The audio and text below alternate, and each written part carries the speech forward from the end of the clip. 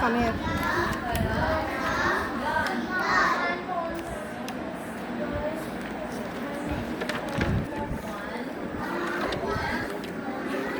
आपके वो नोट्स कहाँ हैं जो फोटोकॉपी वाले दिए थे, वो लेके आओ। हरी आप। Rehan, have you done? Test हो गया आपका तो ले आओ मेरे पास।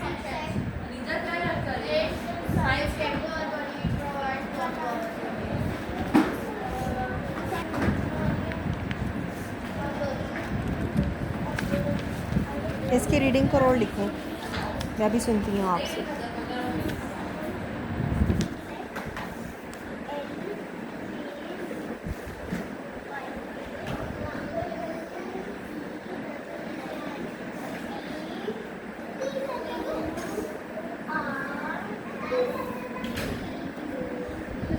इंग्लिश का क्या है? मीम बाहर को निकाला।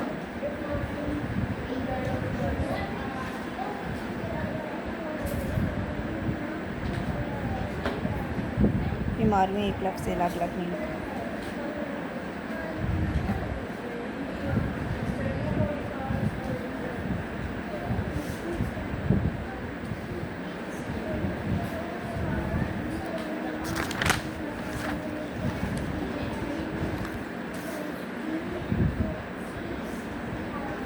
स्वाद का शोषा नहीं डाला, नीम लग रहा है।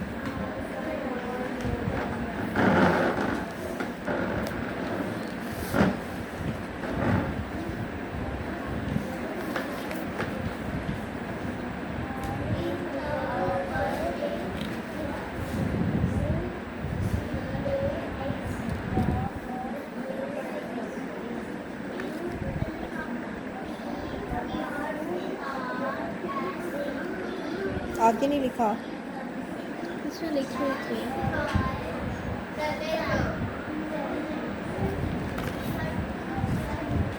इंग्लिश की बुक को मुझे दो वहाँ से।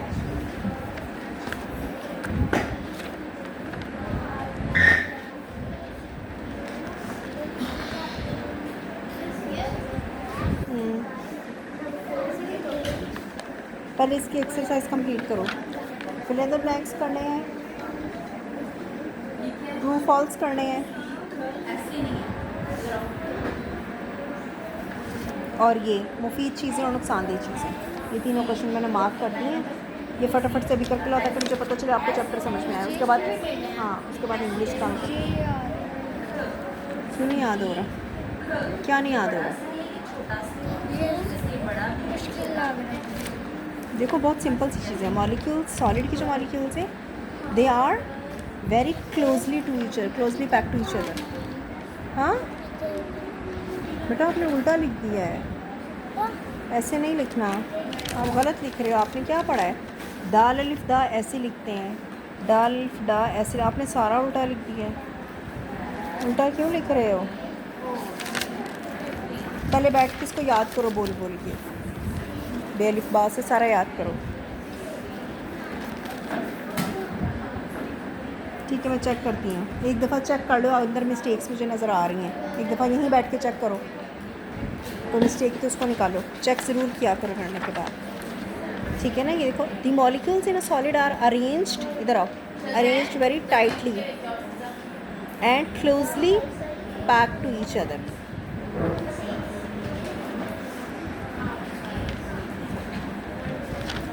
रजिस्टर पे लिखना है, क्लोजली। इतनी बात समझ में आ गई? They are held together, they are held का मतलब आपस में एक दूसरे के साथ जुड़े हैं, आपस में एक दूसरे के साथ हैं। Held together bye strong intermolecular force of attraction. क्या है? स्ट्रॉन्ग मॉलिक्यूल्स है तो इंटरमॉलिक्यूलर है ना, इंटरमॉलिक्यूलर आपस की जो उनकी फोर्स है। कहते हैं ना, इंटरफियर ना करो हमारे बीच में, इंटरफियर हमारे बीच में। तो ये मॉलिक्यूल्स हैं तो इंटरमॉलिक्यूलर। डिफरेंस समझ में आ रहा है? अब मॉलिक्यूल्स की बात हो रही है तो intermolecular force of attraction, force of attraction, जुड़ने की ताकत, अट्रैक्शन। फोर्स ताकत कहते हैं। तो मॉलिक्यूल्स की आपसी जुड़ने की जो ताकत है वो बहुत ज़्यादा स्ट्रांग होती है। इजी लफ्ज़ों में ये कॉन्सेप्ट समझ में आया। और इसी तरह लिक्विड का उसका ऑपोजिट आ जाता है। Molecules in a liquid are arrange, ये तो याद भी करने की ज़रूरत नहीं है, खुद ही समझ में आ रही है। Molecules in a liquid are loosely arranged या loosely packed, they are held together by weak, बाकी वही है, ये स्ट्रॉन्ग है और ये they are held together by weak intermolecular force of attraction. Weak force है ना, ये आपस में दूर दूर है तो इनकी अट्रैक्शन लूज है, फोर्स ऑफ अट्रैक्शन वीक है, कमज़ोर है। ठीक है। अब तस्बीह अगर होती है, कोई माला है, कोई भी चीज़ है, उसकी टाइटली पैक पूरे मोती करीब के साथ साथ जुड़ेंगे तो वो मजबूत होगी। अलग अलग होंगे, खाली खाली होंगी तो वो जल्दी से टूट जाएगी ना, क्योंकि वो लूजली पैक्ड है। डिस्टेंस पे, फासले पे, तो वो उतनी कमज़ोर होगी। समझ में आई ये बात? अब याद हो जाएगा। मैंने बड़े सिंपल और सादा लफ्ज़ों में समझाने की कोशिश की, अब हो जाना चाहिए। यूसुफ राइटिंग अच्छी करनी है।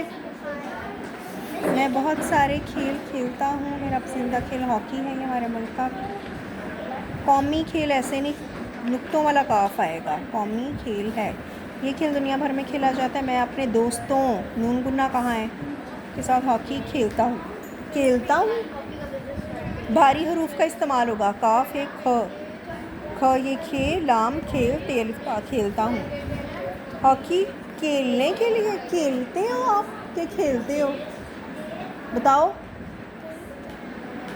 आप, रेहान मुझे बताओ, पार्क में खेलते हो क्या खेलते हो? तो काफे ख आएगा ना।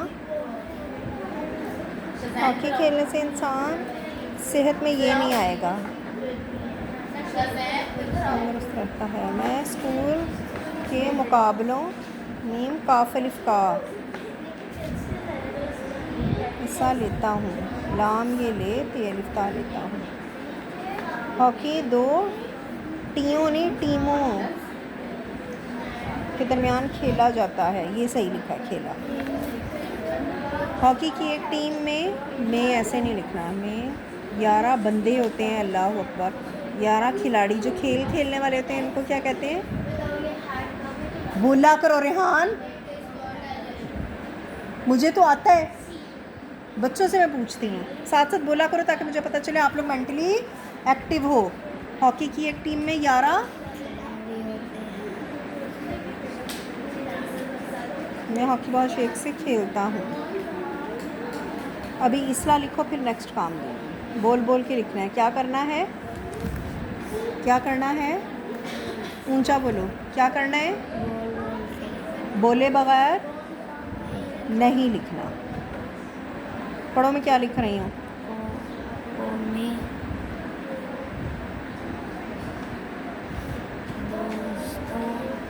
ऊंची आवाज़ में बोलो।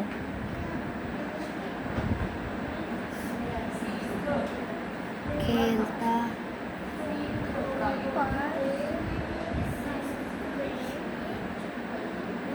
खेलने सेहत मुकाबलों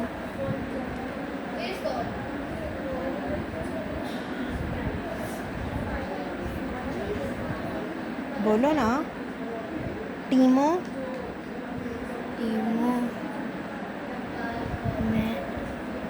में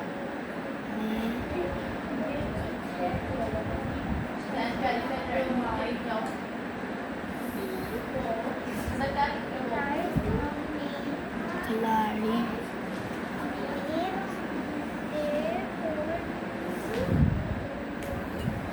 4 टाइम्स लिखना है और बोल बोल के लिखना है, बोले बगैर नहीं लिखना। डिफरेंट का क्या मतलब होता है? अलग। हाँ, चलो आप बैठ जाओ, आराम आराम से याद कर लो, जल्दी की कोई ज़रूरत नहीं है। हाँ जी, इसको आप पढ़ो। ये क्या लिखा हुआ है? तोड़ के पढ़ो। हाँ जी, SING क्या बना? SING, सिंग, ING, इंग, तो क्या बना? सिंगिंग। सिंगिंग का क्या मतलब होता है? गाना, चहचहाना, गाना। द बर्ड इज सिंगिंग, चिड़िया गा रही है। ठीक है, फिर से पढ़ो। दी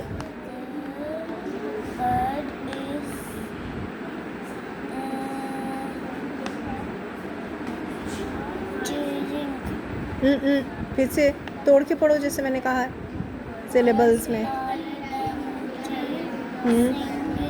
वेरी गुड। जब भी आपको कोई वर्ड ना पढ़ना है आप उनको सिलेबल्स में पढ़ सकते हो। वर्ड को कट करके तोड़ के पढ़ना है आपने, ठीक है। I see a bird, it is blue, the bird is singing, it flies high in the sky.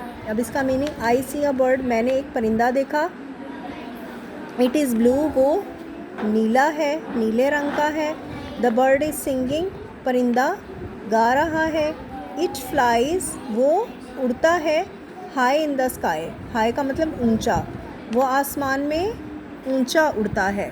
ठीक है, समझ में आई है क्या लिखा हुआ है मीनिंग भी। इसको अच्छी तरह 5 टाइम्स रीड करो। मैं उर्दू में भी आपसे सुनूंगी आप क्या समझ में आया, और फिर इसके क्वेश्चन आंसर्स मैं करवाती हूँ। 5 टाइम्स रीडिंग करो बोल के, फिर लिखना है।